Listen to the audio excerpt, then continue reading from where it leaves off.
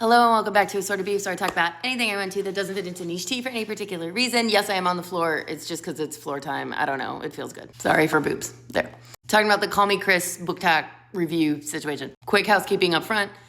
This will probably be the last real piece of content that I post on this app, at least until next week. I'm just honestly my brain is all over the place. It's hard for me. The only reason I'm doing this is because it's a very simple situation from what I've seen. I might do shit posts or something along those lines, but it's just difficult for me to sit down and focus. And I even have the next niche tea already filmed. I'm just I cannot go back to edit it. My brain is not letting me between this and work and just the world. So just temporary hiatus. I also don't have any last minute things to share with you. Feel free to do an AMA. Don't care, especially if I'm not gonna see you again. If there's anything you've ever been burning to ask me, love an AMA. Okay, so CallMeKris, one of the first wave of really viral creators. She's been migrating her platform as much as possible over to YouTube for a long time. She's one of the people who originally started trying to do that because of monetization, because YouTube is a much more stable source of monetization than TikTok is. So she's doing longer form videos over there. It makes complete sense. She posted a video going through Booktok books, and it's the dark romance stuff, and I have not watched it. I'm gonna be frank with you, but I feel confident based off of summaries and just the general response. It wasn't that Chris came in being particularly necessarily vile or anything that is outside of the norm of what you would probably expect from CallMeKris based on the stuff that she posted here. Where it's kind of teehee millennial humor, funny faces, whatever. But she doesn't like the genre of dark fantasy and spicy novels or whatever you want to call it. So she of course made fun of the books, which I think generally I'm not seeing much pushback on. But then she also did that thing where it's people who read this need to go touch grass and this is all they can read, and played into that same narrative that a lot of people have been kind of going at the Booktok people for the last year or so at this point. And she got a lot of pushback for it, so she ended up making a response on TikTok specifically to Booktok people. I say she made a response, not an apology, because she didn't apologize. The video she posted on TikTok, Hello Jorts, that I did watch, was her basically saying this is what I was trying to do and I didn't think it would be XYZ thing and therefore.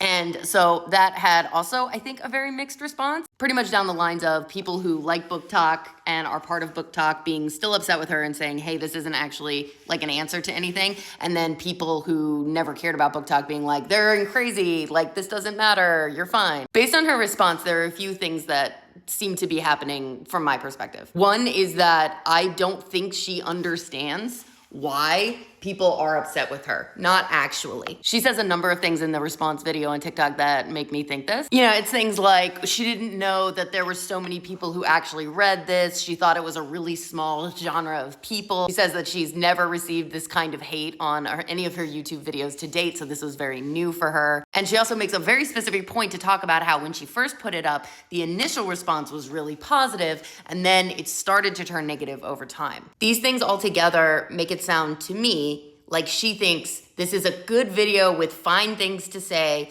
that just got in front of the wrong group of people with maybe some bad priming or something. The same way someone might say that their post got onto the wrong side of TikTok or the wrong side of Twitter. And to me, at least, it's very obvious that the amount of backlash she got on that video affected her very deeply. Very likely because she's usually a non-problematic content creator in the way that she aims her content. She's not making rage bait. She's not intentionally trying to invoke conflict. And that backlash is clearly affecting her and the way that she's processing and the decisions that she's making. She even says in that video that initially when she started getting all the hate comments, she was getting very defensive and replying to them, which is almost always a terrible decision. Even in her response video, to me, she still sounds like she's holding a lot of defensiveness over the initial video itself and hasn't really processed or taken in the feedback that's been given to her. And that's why, in my opinion, the response isn't hitting the mark in the way it needs to. Summing it up, in my opinion, she's not understanding that it's not that the Booktok people that you made fun of are a larger group of people than you thought, and therefore you got more hate than you thought you were gonna get.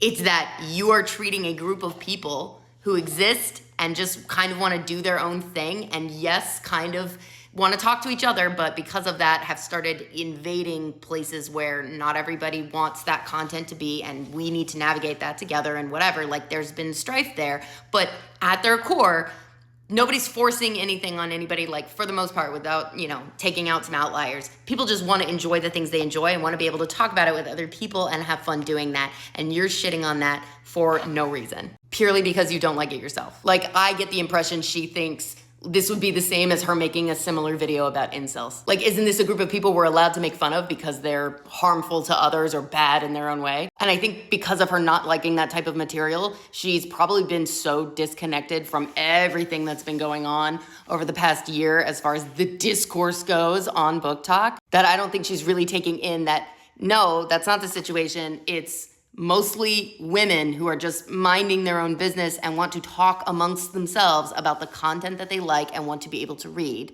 And obviously there's a shit ton of nuance and context in that whole conversation. We've talked about it before. I'm not gonna go into it here.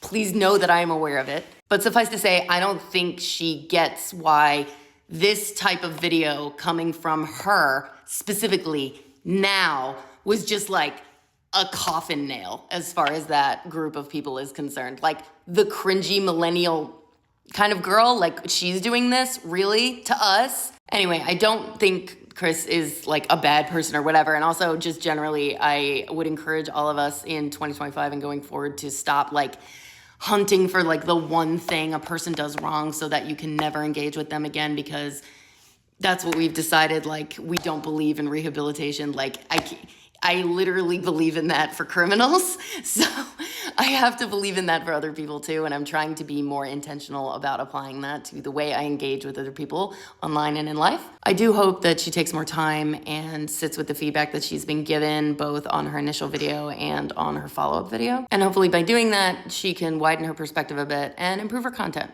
It's a Jorts. It's a Jorts. We've got a Jorts. Get it. Get it. Couldn't he be like Piano Cat? Anyway.